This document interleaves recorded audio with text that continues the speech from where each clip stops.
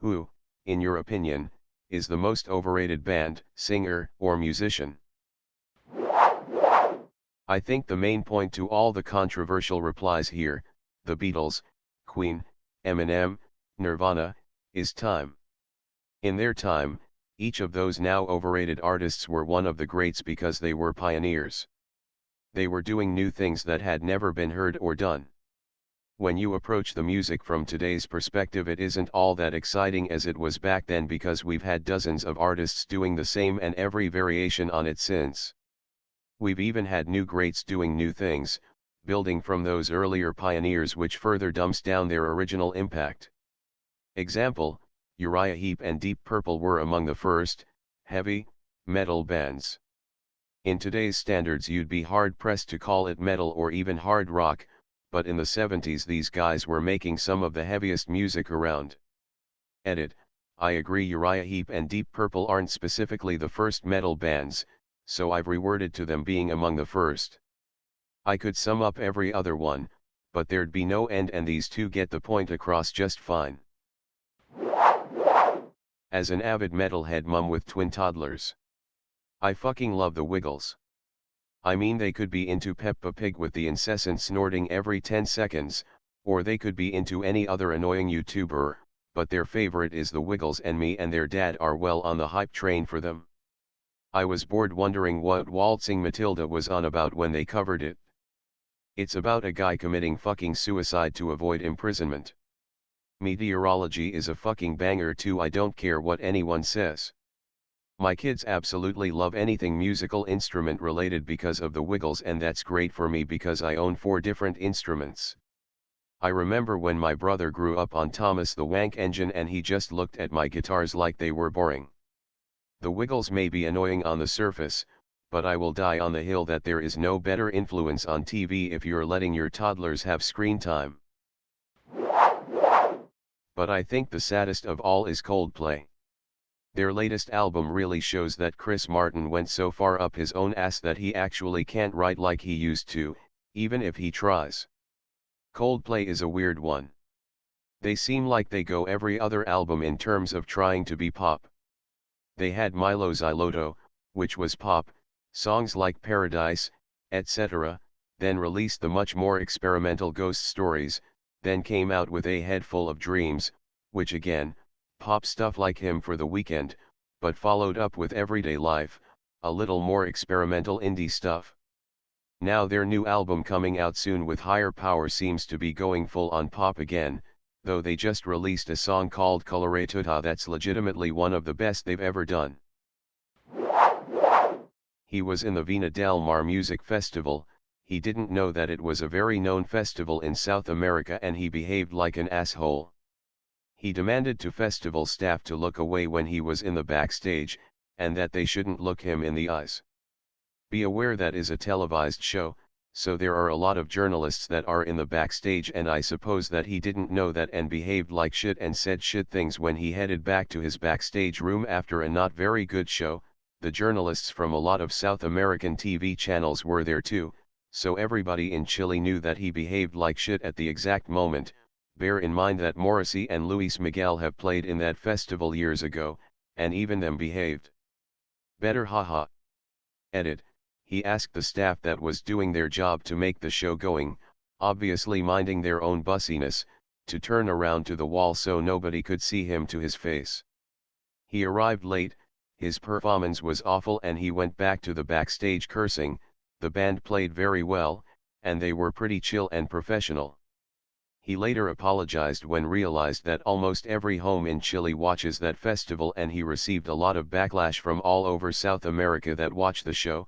There is an international music competition going on too, so a lot of people from different countries watched the festival, haha. I'm assuming you don't live in Australia, and in that case you've not had the worst of it. I live in the city she lives in.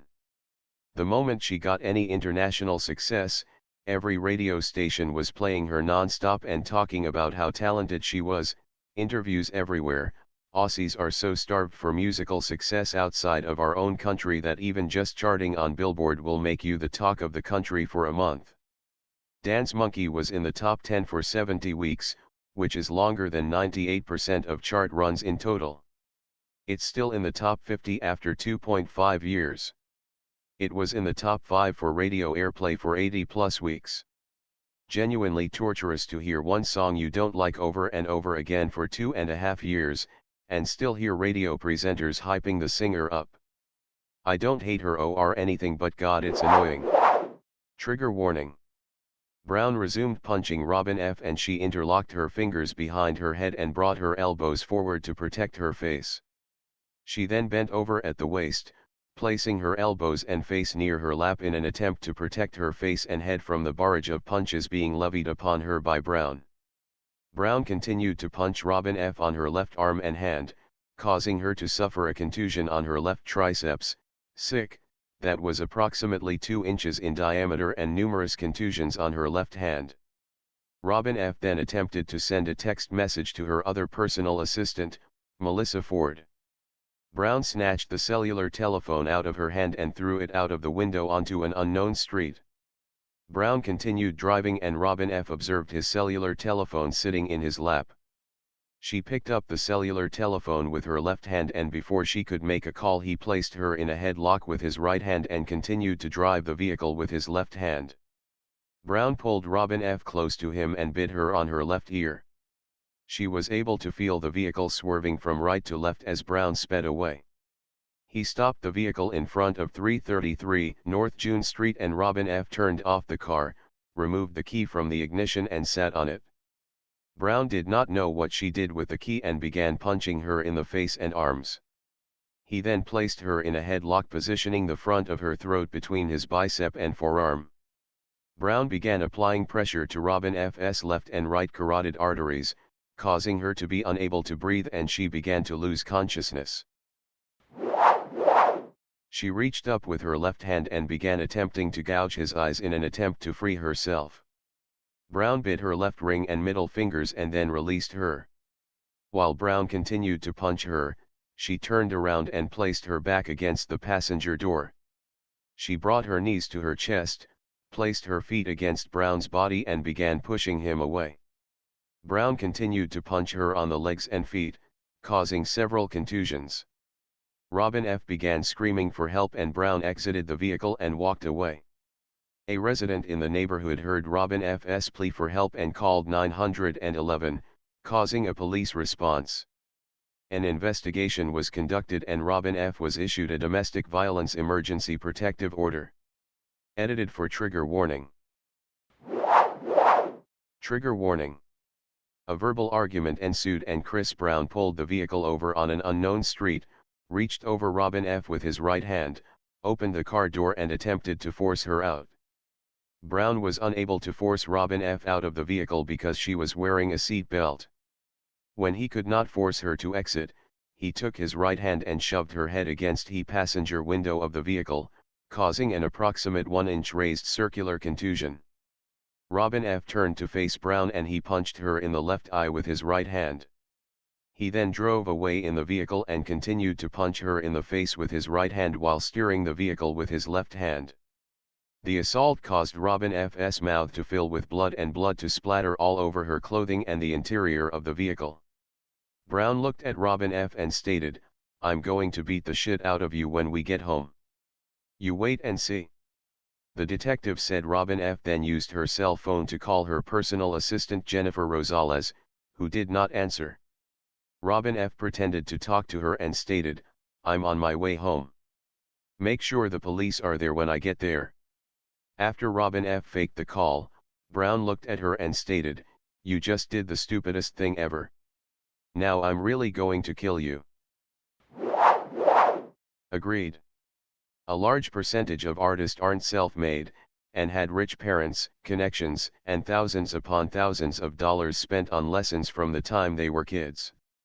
Hell, there's a lot of artists out there who don't write their own music/lyrics, really produce anything other than vocals, despite heavily being marketed differently. Know some people who work in the music industry, and there's a good amount of artists who make a living off NDAs and others producing their content, and would probably take a huge hit in profits if the public found out otherwise. Nothing wrong with singing other people's productions, but I dislike misleading the masses pretending you're creative/genuine when a lot of artists are literally just the image of the product. Damn, just had to vent about my most controversial opinion and woke up to way more engagement than I expected. I'll try to make it brief but comprehensive, at least giving the main reasons I formed this opinion in the first place. I don't have one distinct source, so it's hard to give a link, but if you look through his scoring credits you'll find he often works with other composers who rarely get the same recognition he does. The best example I can think of is Pirates of the Caribbean. Klaus Badelt did the first movie's score, but Hans was one of the music producers/supervisors and he scored the sequels. Still, he said in interviews that he actually gave Klaus all the score he used and he composed it all in one night, which aside from being ridiculous, is really uncool of him to say about Klaus if true. People often excuse this to me by saying Klaus Badelt took inspiration from Gladiator's score, but Gladiator got Hans Zimmer sued for stealing music. Everyone I know sings POTC themes, not Gladiator anyway, so it's like Klaus Badelt fully improved Hans' rip-off work into an original, and absolutely amazing, score, then Hans took all the credit anyway. I have also heard people say he's not only egotistical but downright rude to work with, but these have been random Reddit comments so I can't claim them to be legitimate. Post-Black album Metallica still gave us some gems. Load and Reload should have been one record, Bleeding Me, Outlaw Torn, Fixer, Fuel, Memory Remains, UN2 are great. St. Anger, although heavily criticized, and rightly so, has aged better than expected. People loved it when they played songs off of St. Anger on their last tour. As far as Death Magnetic is concerned, and this may be an unpopular opinion, but I loved DM. Production was meh but the actual songs were thrashy, opening two songs, All Nightmare Long, My Apocalypse, with some good ballads in there, UN3, Day That Never Comes. As for Hardwired, the first half was good but the second half seems to be filler all the way through until Spit Out the Bone closes the record on a high. So all in all not a bad catalog, huh? Any other band would have received plaudits for putting out such material, but because Metallica's core fanbase couldn't handle them diverging from their thrash roots, they took heat for it. P.S. They also did S&M, which is arguably my favorite thing they've done. Exactly. So I was one of those people that didn't understand BTS. I heard Butter and it sounded like a basic, okay boy band song. Just kind of vapid, not really even that catchy. So I started researching them to figure out why the hell they have their cult following, so baffling at first lol, and I realized that they actually are incredibly talented because of exactly what you wrote. Their performances where they sing and dance are amazing. They do have great voices. But unlike other K-pop stars, they have been successful in fighting to get some control over their music, and their international marketing facilitated that. Their BTS ARMY fans have also helped and are weirdly organized. The fans helped get their merchandise in US stores, for example. I guess the appeal is that despite being so manufactured initially, they were able to be authentic and connect with their fans. BTS would go out of their way to interact with their fans personally and had endearing personalities, I guess. They were able to write some of their own lyrics on certain songs so fans felt they were genuine. Their early music is much better than their singles emo. I don't think they're overrated. They actually have talent thanks to their absurd work ethic and the brutal industry that works them past their limit. That combined with their international influence, makes it hard to argue they don't deserve their acclaim. Personally, I don't love the music, but I respect them more than I did before I looked into them. Plus it's cool to see that potential xenophobia hasn't prevented their influence in the US, and shows that you don't have to meet US traditional masculinity ideals to be appealing to girls. Edit, Butter is growing on me in spite of myself lol. They popularized a lot of firsts along with bands like the Beach Boys, the Kinks, the Who and the Rolling Stones. They also were part of a movement in the 60s to change what rock and roll was, they bridged the gap between Elvis Presley and Elton John. They also made it to where hey, maybe an album can be an experience as a whole and not just a collection of singles. It helps that in terms of musicianship Paul McCartney is amazing at most things he did. Had range, could play a myriad of instruments and had the fun ideas for songs that weren't just trying to subvert music in its entirety like a certain abusive asshole. He made a delightful song about a serial killer going around and smashing women's heads in. It's an interesting point. I like or love a lot of their songs, but none individually makes me feel like they're the best band ever. I much prefer a lot of the Stones' work. I think the Kinks and the Animals were more visceral and fun, too. However, listening to a full Beatles album is incredible. Abbey Road is my personal favorite. And the variety they offer speaks to their genius in innovation. I wasn't alive when they were together, so I don't fit your definition. But I do think they changed the face of music, and I also think they were making music at a time when albums, even for mainstream pop, were a thing of real beauty and artistic statement, rather than just a collection of singles. I'm an unabashed Beatles lover, and much younger than people who grew up seeing their ascent, but one thing that I think contributes to the reaction you're having is that they're just so ubiquitous. It's almost impossible to have a memory of hearing most big Beatles songs that you'd know, a number that's probably so high that it surprises people when they really look at their catalog. The familiarity and the fact that they literally influenced every musical artist that came after them, whether directly or indirectly, can make it a little tricky to get a clean view of them. I like to try to imagine sometimes when I'm listening to them that they're a brand new indie band, so I'll mentally superimpose some aspects of more modern production on them and listen through with that perspective, then compare it to pretty much anything else going on right now, and I just always find it to be so much richer and more layered, while also still be catchy and accessible. That's a harder line to walk than I think most people even fully give them credit for. They're also one of those groups where if they don't specifically do it for you, and you're actually interested in taking it this far, you could try listening to other artists that you do like covering their songs. It's one of those things where you start to realize just how strong the foundation is even if you're not particularly a fan of the way they decorated it. The fact that a group as diverse as Foo Fighters, Stevie Wonder, The Roots, technically doing a Lennon solo song, but still, Billie Eilish, Rufus Wainwright, and Ray Charles, amongst dozens of others, have all given me goosebumps covering completely different Beatles songs always kinda blows my mind. Anyway, I'm a fan, I guess. Haha. No worries, no one's the same, everyone has a right to their own opinion.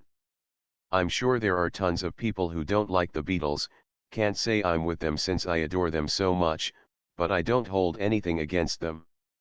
I guess what made them become so famous was not only the fact that it was probably the first boy band, but their entire impact they had on the music industry and music history itself. Hell, in most world history books, the Beatles are mentioned for that Ed Sullivan performance in 1964. They were very much bigger than Jesus, as John Lennon said. Maybe it also has to do with the content of their lyrics. I mean, most of their songs are happy and about positivity, the things they wrote about appealed so much to so many. And the work ethic and the amount of wild ideas they had to make brilliant songs caught everyone by surprise during the mid to late 60s. They were essentially the first band to use the music studio as a tool for their music, not just play a guitar and sing into a mic to get it on tape. They were innovative musicians, miles better than the others listed in this comments section. Every major artist wanted to be like them and do these wild things in the music studio. As a genuine fan of all that they recorded, there really isn't a song I could name that was objectively bad off the top of my head. Whatever bad song they had is still probably better than a lot of artists' best songs. Their success really speaks for itself, just four guys in the right place at the right time. I heard they were good at their instruments too, lol. The songs While My Guitar Gently Weeps, Dear Prudence, and Yesterday could be considered prime examples of why many think they are the greatest band of all time. Sorry if I sound too much like a fan, I just wanted to get that off my chest.